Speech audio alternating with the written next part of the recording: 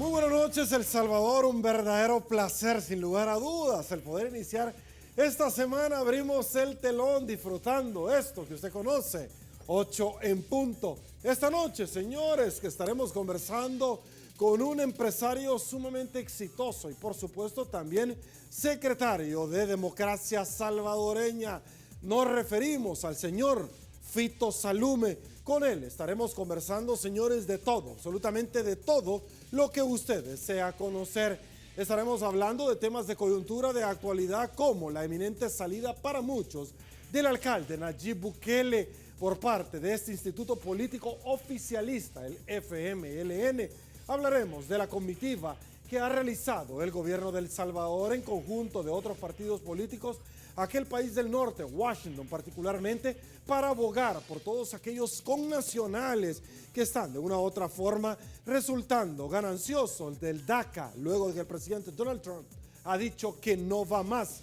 Adicionalmente, abordaremos el tema de coyuntura nacional, como es el TPS, el estatus de protección temporal. Antes, le planteo la pregunta que esta noche hemos articulado para que usted nos acompañe, que dice así, producción: según su opinión, ¿debería el gobierno destituir a aquellos funcionarios que están vinculados con algún posible delito? Acompáñenos rápidamente. Queremos saludar, señores, a quien hace posible noche tras noche el primer segmento de la entrevista 8 en punto, como lo es Banco Agrícola. Y bueno, señores, nos incorporamos a esta tribuna de entrevista y con el mayor de los placeres le damos la bienvenida al destacado empresario y secretario general de Democracia Salvadoreña, el señor Fito Salume. Fito, muchísimas gracias por atender nuestro llamado, no de 8 en punto, el pueblo salvadoreño encarnado en esta entrevista. Bienvenido, gracias. Muchas gracias, Sergio. Es un gusto estar contigo y con los televidentes esta noche. Gracias, Fito. Quiero aprovecharlo al máximo para conversar de muchos tópicos, ciertamente, y uno de ellos, quisiera arrancar con el trabajo que está realizando el fiscal general de la República y que en días anteriores ha denunciado amenazas. Se le había dado, según el fiscal, hasta el 15 de agosto para que renunciara, saliera del territorio salvadoreño, él con toda su familia. De lo contrario, se exponía a atentados en su contra. Fito, y es que el fiscal ha tocado fibras sensibles, no solamente el tema del cartel de Texas, el caso del expresidente Elías Antonio Saca, José Luis Merino, que ahora lo vemos vinculado con el blanqueo de dinero de la FARC en Colombia y adicionalmente elementos de Venezuela. ¿Cuál es su opinión con relación al trabajo que está realizando el fiscal, al poco apoyo de la clase política y a la gran cantidad de amenazas que recibe? Por favor. Bueno, yo creo que en este tema muy delicado para el país, porque el país tal vez por primera vez en muchos años, y esto es muy importante para los salvadoreños que queremos un país donde hay un respeto de la ley y donde las cosas se hagan de la manera que se tienen que hacer.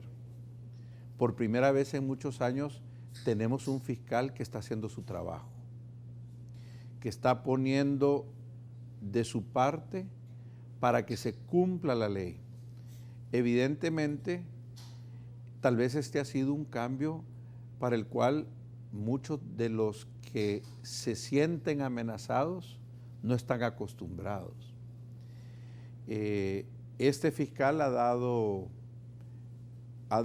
el ejemplo de lo que deberían de haber sido los anteriores fiscales, que son puestos y funciones que no están sometidos a una negociación política, que el encubrimiento o el dejar pasar o el fabricar evidencias para favorecer a un cierto político, a un cierto empresario, eso ya no es y nunca debería de haber sido.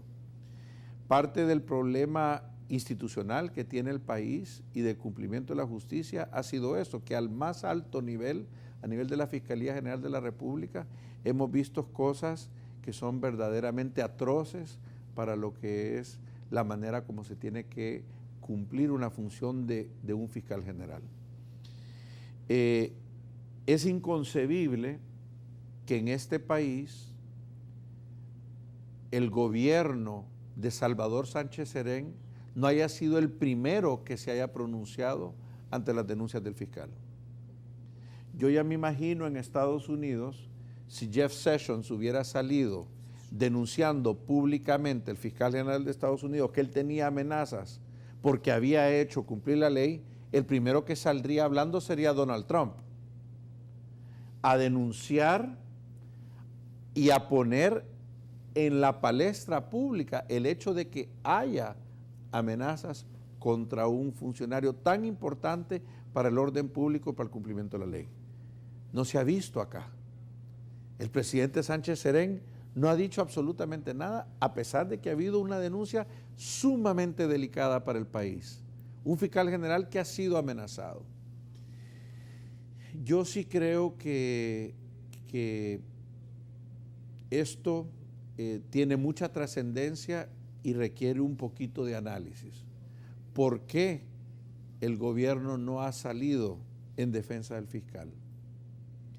¿Quiénes han sido los únicos que tuvieron que acudir ante la ausencia del presidente en esta situación?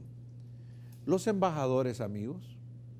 Los embajadores que han visto con muy buenos ojos esta nueva fiscalía, muy diferente a las anteriores. Ahí has visto toda la embajadora de Estados Unidos, la de Canadá, el embajador de Inglaterra y otros países europeos que han estado desde hace años clamando porque aquí en este país los fiscales generales hicieran su trabajo. Así que yo creo muy delicado, creo que se requiere una reflexión. No se han escuchado voces protestando el hecho de que no se pronuncia el gobierno. Tal vez yo soy ahorita una voz que lo está poniendo sobre la mesa y es verdaderamente indignante, es vergonzoso. Es vergonzoso porque este gobierno cada vez más pareciera estar confirmando no solo que de alguna manera no se siente cómodo con que hay un fiscal que haga cumplir la ley, sino que es un gobierno que pareciera que anda más preocupado ahorita por encubrir a sus funcionarios que están cuestionados. Tú tienes a un alto funcionario de la Comisión Política del partido FMLN que se le da un cargo para darle un fuero, un cargo que se inventa para darle un fuero. Tú tienes a otro alto funcionario del gobierno que hace muchos meses salió a la luz pública que tenía negocios con el capo del narcotráfico, Adán Salazar, y nadie lo ha cuestionado o le ha solicitado su retiro de funciones ante tal atrocidad. Entonces tú ves un gobierno y un partido que está perdiendo muchísima credibilidad. Cuando tú como partido tomas la decisión de encubrir a funcionarios corruptos, tú te estás generando un desgaste ante la población. Y esto es la obligación de los medios de comunicación y programas como el tuyo señalarlo, porque el pueblo tiene que pasarle la factura a aquellos partidos políticos que van a estar encubriendo a sus corruptos. Yo creo que la manera de hacer política antigua donde se encubría a los corruptos tiene que ser parte del pasado, así como esta nueva manera de actuar de un fiscal general ya tiene que dejar la antigua manera como parte del pasado. Así que es una reflexión importante para el país. Estamos en una coyuntura delicadísima donde la institucionalidad tiene que prevalecer. Los logros de este fiscal y el valor que ha tenido de meter preso por primera vez en la historia del país a un ex fiscal general corrupto, a un ex presidente corrupto y de procesar a otros, eso ha sido una primera vez y antes no se había hecho, no porque no hubieran funcionarios corruptos, sino que porque no habían habido fiscales generales transparentes que hicieran su trabajo. Fito, desde la última oportunidad que usted nos había visitado en esta su casa, Canal 33, 8 en punto, quizás los temas más relevantes que han acontecido, no solamente, y va de la mano con lo que nosotros estamos conversando, un instrumento que el fiscal general de la República ha estado utilizando y que ha utilizado los últimos días en la denominada Operación Tecana, es la ley de extinción de dominio. Y es que tanto la embajadora como el fiscal habían estado exigiendo que los diputados no hicieran reformas sobre esta ley. Primero, porque había sido una negociación con el segundo compacto de la MCC para poder dar precisamente este tipo de prerrogativas a cambio del combate directo, frontal y enérgico contra la delincuencia en todas sus manifestaciones. Sin embargo, los diputados hicieron reformas a la ley de extinción de dominio para protegerse ellos mismos, como por ejemplo el tema de prescripción, 10 años para ellos, 30 para los mareros, y que una vez, 7 años después de haber salido, podrían ellos dar algún tipo de explicación. La Sala de lo Constitucional tardó muy poco en dar una resolución donde suspendía precisamente esa iniciativa de protección. ¿A dónde nos lleva esto en el andamiaje mundial? Pues nos lleva a verdaderamente cuestionar si en realidad aquí hay un ejecutivo que está haciendo su trabajo. Porque de igual manera ahora se pone en tela de juicio si hay una asamblea que está haciendo su trabajo correctamente. Le ha tocado a la Sala de lo Constitucional venir a corregir la plana. Tuvo que corregir la plana con el tema del presupuesto hace poco, donde tuvo que hacerles un señalamiento a los señores que montaron el presupuesto que se propuso de que estaba incorrectamente elaborado. No creo que sean tan incapaces que no sepan elaborar un presupuesto, sino que allí habían algunos manejos que ya habían sido señalados y que no habían sido respetados en el pasado. De igual manera, creo que la ley de extinción de dominio, que es una herramienta que está dando efectos, que está siendo aplicada para precisamente combatir la corrupción y el narcotráfico y el lavado de dinero, era muy delicado hacerle las reformas que se propusieron. No hay más que decir que, gracias a Dios, la Sala de lo Constitucional puso paro a esto. Creo que es un tema que se tiene que discutir más. Tal vez los partidos políticos se precipitaron en la Asamblea a hacer reformas sin medir las consecuencias. Yo siempre dije de que unas reformas para proteger a corruptos, que volvemos al mismo tema, iban a también ser fuente de un pase de factura que tiene que ir para los que propusieron y los que promovieron esas reformas. Así que hoy por hoy la Sala ha detenido esa reforma. Creo que tiene que prevalecer el interés nacional y no el interés particular. Aparentemente de los 43 votos, 37 eran de diputados que tienen algún tipo de cuestionamiento o de revisión o de proceso. Entonces sí hay serias preguntas que hay que hacerse sobre cómo se está evaluando dichas reformas. Como bien lo han dicho algunos expertos jurídicos, puedan haber algunos temas constitucionales que tienen que perfeccionarse en la ley de extinción, pero quitarles la fuerza, la contundencia a dicha ley, eso sí sería muy grave, como así también proteger bajo plazos demasiado cortos. Sin duda que tal vez tener una prescripción es importante para que haya una seguridad jurídica, pero una prescripción tal vez no de 10 años, tal vez de 30 parejo para todo el mundo. No eso de que no, para nosotros 10, para los demás 30, tal vez 30 es un buen número, no lo sé, hay que evaluarlo, que sí tal vez se requiera tener una prescripción para que alguien tenga una seguridad, que después de 30 años no te pueden venir a estar preguntando de a dónde tenés el carro que tenés o la casa que tenés, eso también es valedero, pero no hacerlo tan corto que un cálculo político le permita a un partido decir, bueno, si son 10 años y yo logro mantener un cierto poder durante esos 10 años, entonces voy a salir libre de cualquier tipo de aplicación de la ley, eso tampoco se vale. Ok, Fito, las últimas acciones de la Policía Nacional Civil han detenido a más de 600 personas vinculadas a diferentes organizaciones al margen de la ley. Hay un testigo criteriado hasta este momento que ha determinado cuál ha sido el andamiaje de las maras en este aspecto. Una persona que desde Miami recibía $5,000 mensuales por la extorsión directamente hacia El Salvador. ¿Por qué le planteo este caso? Primero, porque es la última acción que ha realizado en conjunto la policía con la fiscalía, donde ha aplicado la ley de extinción de dominio también. Obviamente el complejo problema que tenemos en el país por la influencia que tienen las maras actualmente en los temas de seguridad, que nos han puesto y sigue manteniéndose tristemente San Salvador como el número 1 en el ranking de número de asesinatos per cápita, es un problema complejo.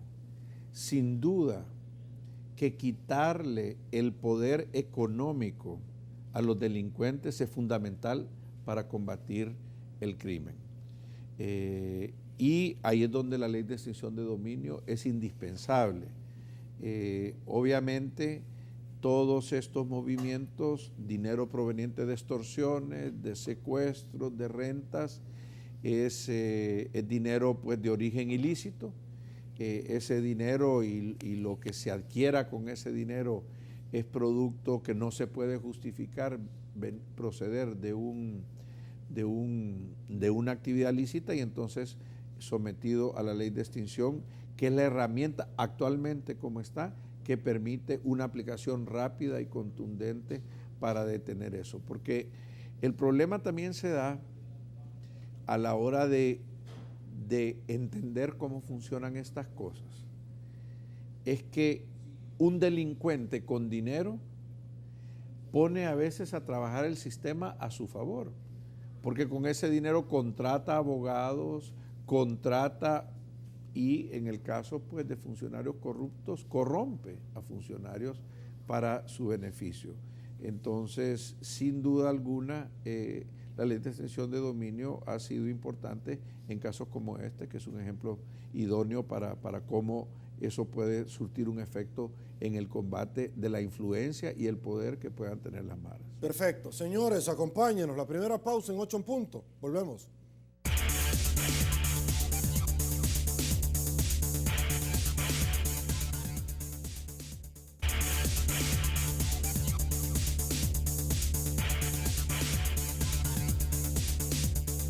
Estamos de regreso, mil gracias El Salvador, y es que ya era tiempo al 2x1 de Mr. Donut, las donas, en este mes de la independencia. Señores, vamos a hablar de la probable, para muchos ya prácticamente tiene cartel de liquidado, la salida del alcalde Nayib Bukele de la precisamente jurisdicción de San Salvador, luego de una serie de impases que ha tenido con el partido oficialista, el FMLN. Le presentamos la siguiente nota proveniente de Teleprensa, que nos sirve como punto de partido para efectos de ilustración de lo que se ha dicho. No todos quieren soltar prenda. A continuación, se la presentamos. Esta última declaración de Nayib Bukele sobre el FMLN habría terminado de rebalsar el vaso de la delicada relación entre el Frente y el edil. Por desacuerdo no tiene presidente. Cuando estábamos ahí supone que no somos el presidente, pero había uno. Ahora no hay presidente. Por estas palabras, este jueves se conoció que el secretario departamental de San Salvador del Frente estaría pidiendo que se expulse a Nayib del partido si él no renuncia. Entre el señor Bukele y... Al respecto, consultamos a 4 dirigentes del FMLN. Pues mire, yo no estoy aquí para juzgar eso. Unos prefieren pasar por alto lo que sucede y evadir las preguntas. Estamos celebrando la independencia de nuestra patria. Electoral. Los que aceptan referirse al tema dicen que a nivel de dirigencia no se ha discutido el punto. Soy parte de la dirección de este partido y hasta este momento la dirección a nivel nacional no ha discutido el tema. Hasta hoy el partido no está discutiendo nada al respecto. Esas declaraciones, decir y diretes que existen en las redes, no es discusión del partido. Pero reconocen el reclamo que han hecho al edil por la agresión que dicen tuvo con una concejal. Lo que hemos dicho es que no nos parece la actitud con la violencia ante una mujer y que ese, de todo punto de vista, es reprochable y que apoyamos a la síndico. insisten en que para ellos Bukele sigue siendo el candidato para el 2018 y que su retiro del partido solo depende de él. La decisión la toma él en esta cuestión. Nosotros lo elegimos a él y él ha tenido la elección, por lo tanto, de él depende.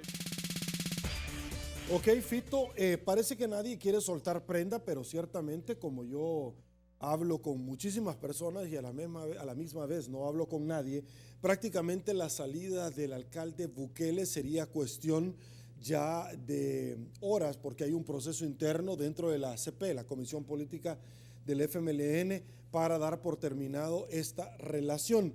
¿Cuál es su opinión de todo esto? Porque en la última visita que el alcalde Bukele realizó a los Estados Unidos de Norteamérica con algunos sectores de salvadoreños radicados en Estados Unidos con ese tema del DACA y el TPS, que más adelante vamos a hablar de eso, prácticamente se refería y se viralizó en las redes sociales de que El Salvador antes tenía un presidente lamentable, como el señor Funes, ahora no tiene presidente en El Salvador, refiriéndose al profesor Salvador Sánchez Serén, que prácticamente esto pudo no haber sido el génesis, sino que la cereza del pastel que hacía falta para que prácticamente estallara la olla. ¿Su opinión?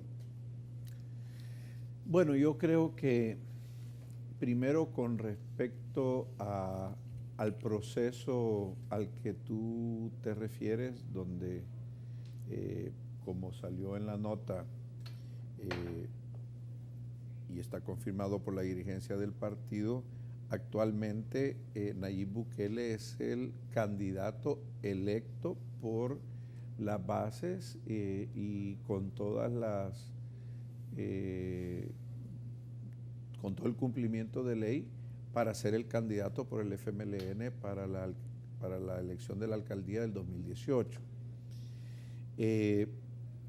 No sería la primera vez en política que se dé algún tipo de zipizape, como digan, y las cosas se compongan, así como que pueda que no se compongan. Yo hago un análisis en eso del lado, con mi sombrero, tratando de ser objetivo como democracia salvadoreña,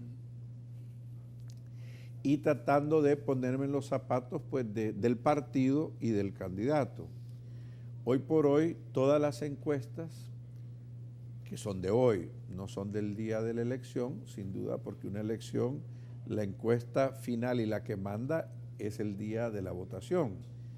Pero si la elección fuera hoy, eso es lo que te dice una encuesta, si la elección fuera hoy, Nayib sería con amplia ventaja el ganador de la elección para alcalde en el 2018. Eso es producto pues de la popularidad que él ha logrado, se ha vuelto una de las figuras políticas, yo lo he comentado en el pasado, de las que yo considero de más peso actualmente en el país. Hay otros alcaldes actualmente en funciones también que son figuras políticas de peso. Está el caso de Roberto Dabuizón en Santa Tecla, está el caso de Milagro Navas en Antiguo Cucatlán, y por el lado del frente está Nayib Bukele, prácticamente como el único alcalde del FMLN como una figura de peso a ese nivel. Entonces, para el FMLN perder a la única figura de peso político hoy por hoy, a escasos menos de 12 meses de una elección, creo que eso es un costo que el FMLN va a tener que sopesar. Por el otro lado, el alcalde Bukele también tiene que evaluar y sopesar su capacidad de poder generar entendimientos con su partido, porque si bien en la democracia, en el contexto democrático, está correcto el alcalde Bukele en expresar su opinión personal sobre si hay una buena o mala presidencia en este país, y yo creo que todos los partidos deberían de ser suficientemente maduros para poder escuchar una crítica, viniendo incluso de sus propios miembros, porque yo creo que ya las épocas de esos partidos que son como institutos militares se acabó hace mucho tiempo. Parte de la democracia es poder expresar, tener libertad de pensamiento y libertad de expresión, y tomar este tipo de señalamientos como un llamado de atención positivo a mejorar, porque al final del día, si el FMLN está haciendo una mala presidencia, como lo dice el alcalde Bukele, sin duda que un llamado de atención de una de las figuras políticas de más peso de su partido, tal vez haga al partido reaccionar y tal vez tomar algún tipo de corrección. Yo no veo para nada malo que el alcalde Bukele exprese lo que él siente sobre la labor de la presidencia. Ahora, que a raíz de eso, no es solo por eso, hubo un incidente en el Consejo que creo que también está en medio de todo esto, y ahí también pues yo creo que es parte de lo que yo decía, el alcalde Bukele tiene que también meditar su capacidad de manejar una situación como esa, porque al final del día, como alcalde, no estás tú solo, tú tienes un consejo, y en ese consejo, con los consejos abiertos hoy y consejos plurales, tú tienes pues la presencia de miembros de la oposición. Entonces ya la capacidad de un manejo político que se requiere de una persona hoy en día es mucho mayor en la función de alcalde a lo que era antes, donde tenías solo gente de tu partido que probablemente aprobaban todo lo que tú decías. Fito, entonces, ¿quién pierde más, el FMLN o Nayib Bukele? Y no lo quiero decir peyorativamente. Caballo, jinete. ¿Quién pierde más? yo creo que cuando tú tienes una competencia, si vamos a seguir tu analogía, si fue una competencia de jinetes con sus caballos, la elección está a la vuelta de la esquina. Es el equivalente como que la carrera de caballos, si estamos hoy a día lunes, fuera pasado mañana miércoles. Ya estás tal vez un poquito a distiempo para que el jinete busque otro caballo y que bueno, que para el dueño del caballo se le busque un buen jinete, porque se tienen que acoplar y por un montón de cosas.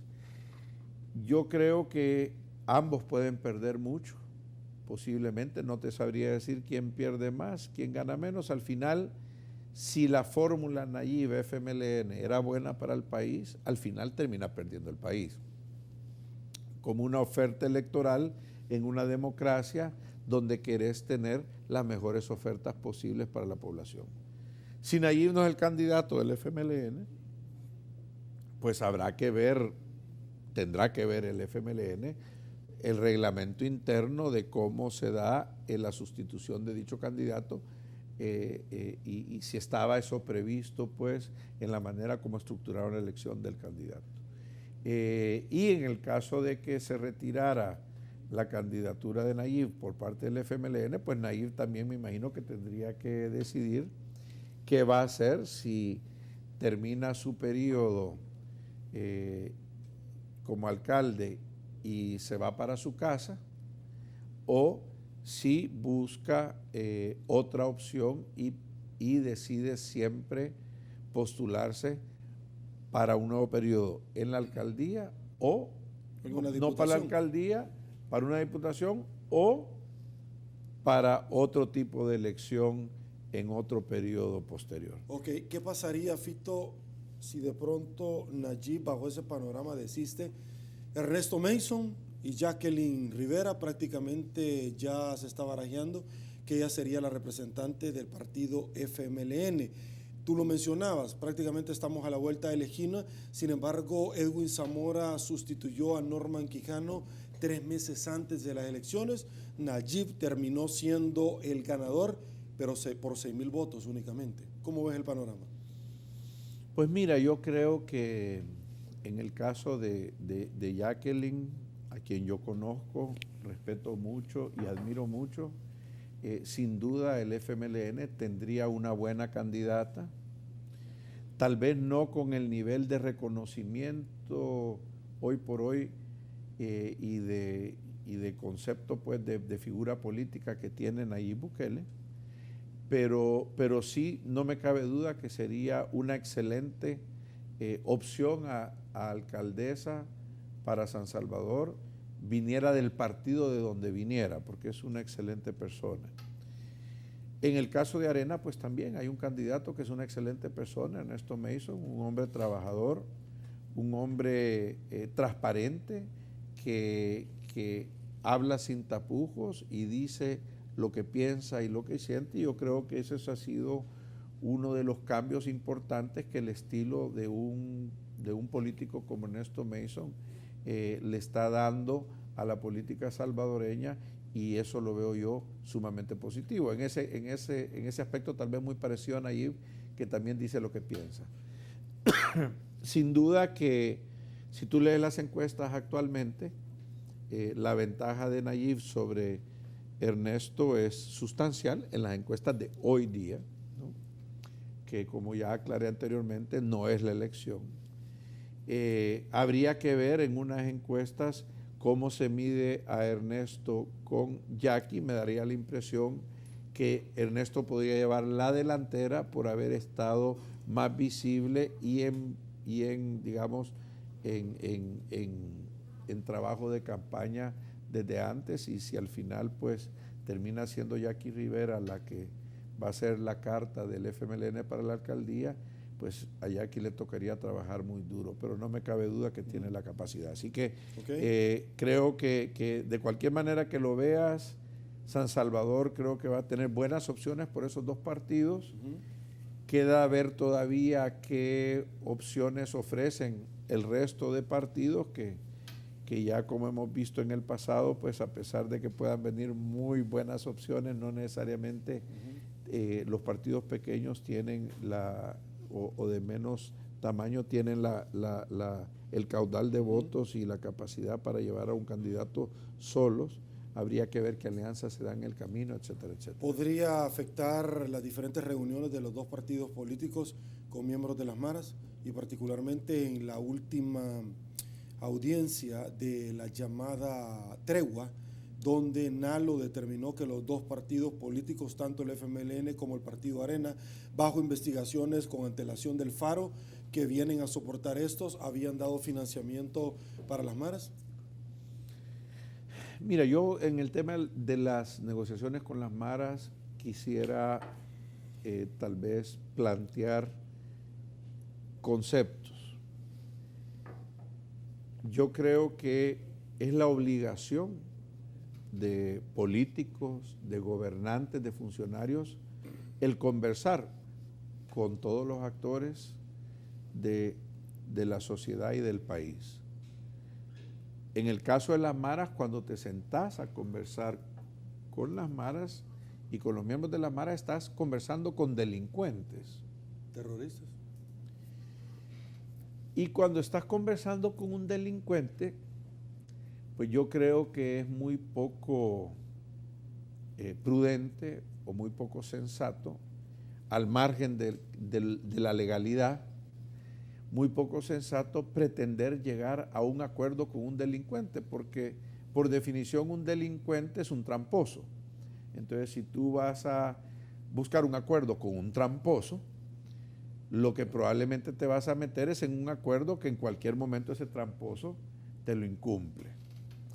Y que no te quepa duda que por la viveza del tramposo te puede meter el salvadoreñamente denominado gol, que no te diste cuenta, y ese tramposo probablemente te negoció algo que no lograste ver, que le daba más ventajas de lo que él te estaba dando.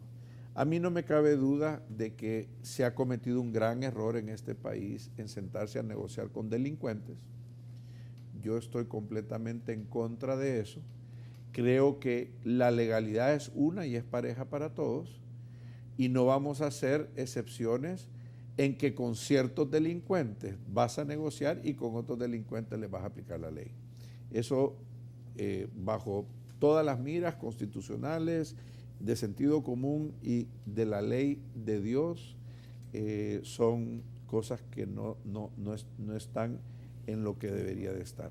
Entonces yo creo que si hay pruebas de que tanto un partido como otro financiaron a estos delincuentes para que de manera ilegal e irregular sometieran, asustaran, intimidaran a votantes para dirigirlos hacia un lado o hacia el otro, aquí hay un serio crimen que se ha cometido vicia los resultados de una elección tan delicada como la elección presidencial de este país. Y entonces es algo que el Tribunal Supremo Electoral y el sistema judicial tiene que asegurarse que bajo ninguna circunstancia se vuelva a dar. Vamos a hablar de delincuencia, de criminalidad al regresar con Fito Salume, secretario general de Democracia Salvadoreña y un empresario, por supuesto, de nuestro país. Pausa, volvemos.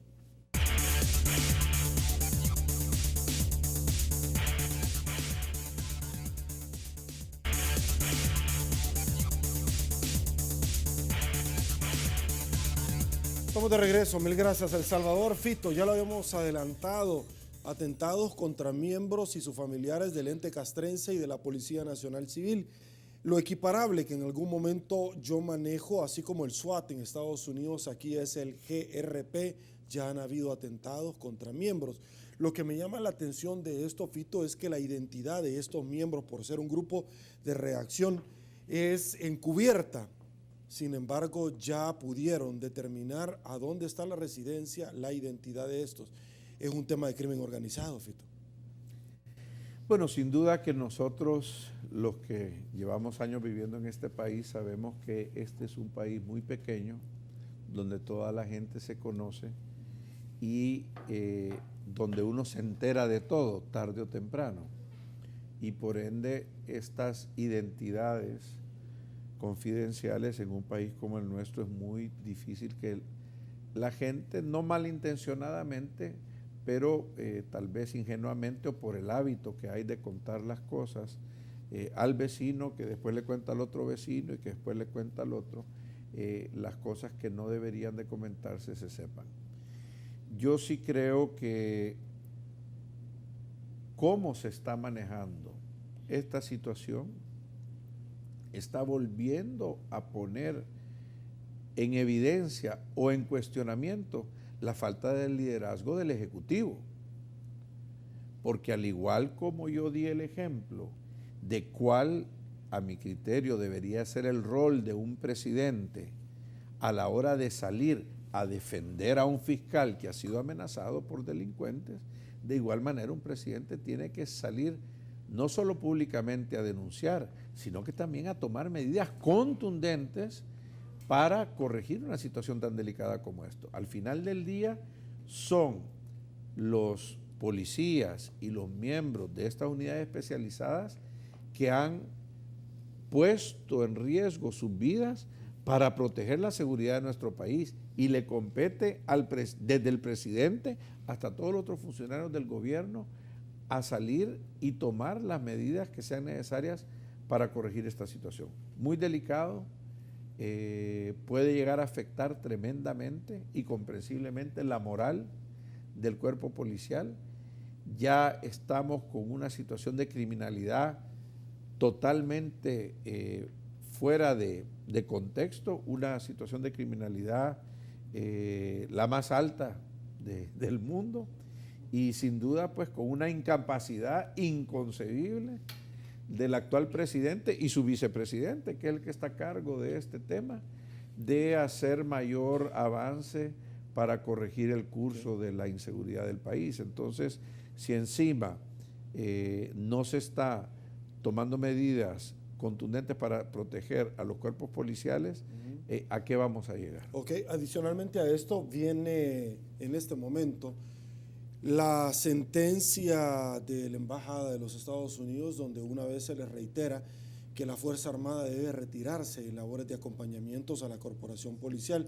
Esto de la mano, no solamente la ayuda que se está recibiendo para la Socio para el Crecimiento, FITO, que va íntimamente ligado contra el combate a la delincuencia y sus manifestaciones. Hace 2 años la Sala de lo Constitucional también dio un ultimátum en que esas no eran labores de la Fuerza Armada y que debería de buscarse por parte del Ejecutivo los mecanismos para que ésta regresara únicamente a la disposición constitucional del cuidado de la soberanía. ¿Su opinión? Bueno, mira, aquí yo sí creo que Estados Unidos, si es que esa es la posición, se está equivocando porque hoy por hoy, por ejemplo, en Francia, donde hay un gran temor de cómo no han podido controlar estos ataques terroristas esporádicos que se han dado en diferentes partes del país y que tienen en vilo a la población. En España, de igual forma, vimos el atentado de las Ramblas en Barcelona. Inmediatamente, entre las medidas que se han tomado de carácter impactante y contundente, se le ha pedido al ejército que apoye en una función de apoyo. Claro, lo que uno espera es que sea una medida temporal, que por ese apoyo se van a lograr corregir cosas. El problema es de que no se ha corregido nada. Y ese apoyo se ha tenido que mantener porque cuando tú ves que la situación no mejora, está difícil estar en la situación de una decisión de decir retiremos ese apoyo adicional. Tú ves miembros del ejército caminando los Campos Elíseos en París, tú ves miembros del ejército caminando las Ramblas hoy por hoy en Barcelona, y en ese sentido pues yo creo que es normal. En Estados Unidos te aseguro que si se sale de control una de las situaciones como la que se están dando después de los huracanes, donde hay vandalismo, no me extrañaría que el presidente Trump recurra también al apoyo de su ejército para controlar una situación. Y aquí tenemos una situación descontrolada de seguridad y de terrorismo por las maras. Siempre en esas líneas, una comitiva fue a los Estados Unidos, Fito, luego de conocer la decisión del presidente Donald Trump, de la administración, de que el DACA no va más, y está en vilo también el tema del TPS. No estamos hablando de oleadas sucesivas de deportaciones de miembros de las maras, estamos hablando del DACA, de los Dreamers, y el TPS, el estatus de protección temporal, de gente que va en busca precisamente de oportunidades, pero adicionalmente muchos le ponen como cartel de liquidado a estas dos iniciativas. Fito, ¿cómo se puede llegar ante los Estados Unidos a pedir que me renueven el TPS cuando tengo relaciones con un gobierno como Venezuela? Cuando de pronto salgo a celebrar los atentados del 911 de las Torres Gemelas en Nueva York, ¿cómo se le pide a los Estados Unidos cuando este gobierno le dice al embajador a nuestro país con el segundo compacto de la MCC, métase donde le quepa este segundo compacto, porque usted nos está diciendo que quiere que le ayudemos en temas de democracia, cuando la embajadora dice solo les interesa nuestro dinero, pero cuando les pedimos que nos acompañen en iniciativas democráticas, no pueden? ¿Su opinión? Pues ahí yo creo que yo no puedo asumir de que sean tan ingenuos o tan incapaces de no entender las consecuencias de sus acciones. Es decir, un gobierno que toma la decisión de votar en contra de las posiciones de un país, en este caso el de Estados Unidos, un país que está dispuesto a ayudar, pero que ve que continuamente ese gobierno, que además quiere la ayuda en temas de migración como el TPS o el DACA, en temas de apoyo financiero para financiar mejoras al país como es el compacto del Fomilenio, que crea que eventualmente ese gobierno no va a reevaluar su relación y decir, bueno, si yo doy y no recibo nada a cambio, eventualmente, como en cualquier negociación política, esa fórmula se va a cambiar. Para mí, no es ninguna sorpresa no la deseo, porque bajo ninguna circunstancia deseo yo de que los salvadoreños en Estados Unidos vayan a perder ni el TPS ni el DACA y que el país vaya a perder el apoyo que significa el Fomilenio. Pero no me sorprendería bajo ninguna circunstancia que todo eso se pierda, porque pareciera que este gobierno se ha comprometido con perderlo, con lo que están haciendo. Nada gana el país ya, ahora especialmente con la crisis que tiene Venezuela, de seguir votando ciegamente en pro de una nación donde aparentemente ya hay violaciones de derechos humanos y violaciones de los derechos de los ciudadanos tan crasas como la que se están viendo en Venezuela.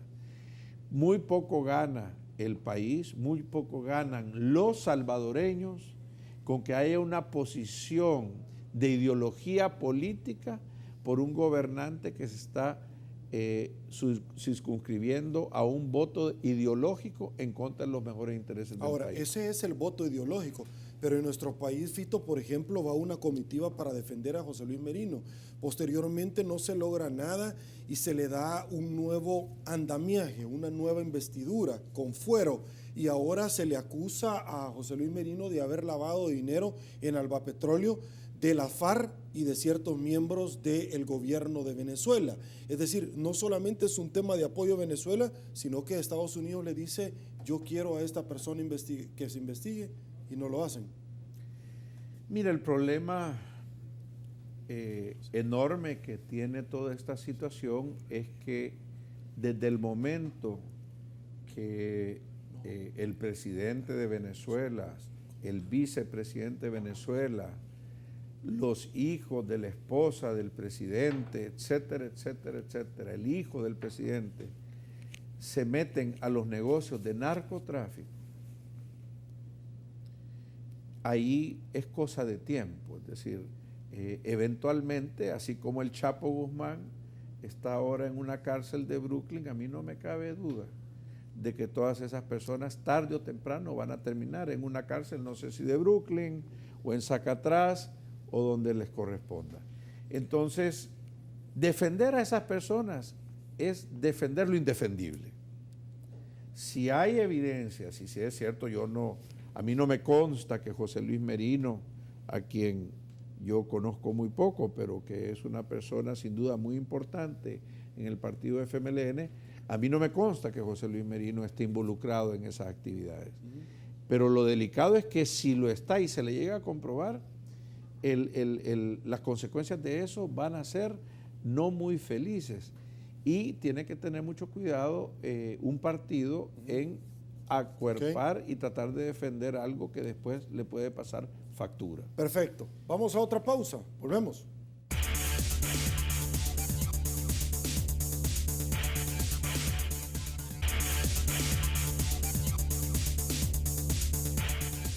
Estamos de regreso. Mil gracias, El Salvador, por su preferencia. Llegamos al final de esto que usted conoce como 8 en punto. Debo de agradecerle a don Fito Salume, secretario general de Democracia Salvadoreña y por supuesto exitoso empresario. Fito, muchísimas gracias por haber tomado a bien esta invitación y habernos acompañado. Muchas gracias, Sergio. Siempre valoro mucho una oportunidad para compartir algunos pensamientos contigo. Gracias, nosotros también la valoramos, Fito, el tiempo que usted destina para nosotros. Saludo rápidamente a uno de los tantos patrocinadores que nosotros tenemos, como es Cosavi DRL, que es parte activa de la entrevista 8 en punto. Me desplazo, al igual que todos ustedes, bajo la pregunta que colgamos esta noche, que decía así: según su opinión, ¿debería el gobierno de destituir a aquellos funcionarios que están vinculados con algún posible delito? Un 94% dice que está de acuerdo. Reitero, un 94% que va a ir a votar en las próximas elecciones. Un 3% que no está de acuerdo y un 3% que es indiferente. Soy Sergio Méndez, será hasta mañana. Pase muy buenas noches y una vez más que el Señor los bendiga a todos.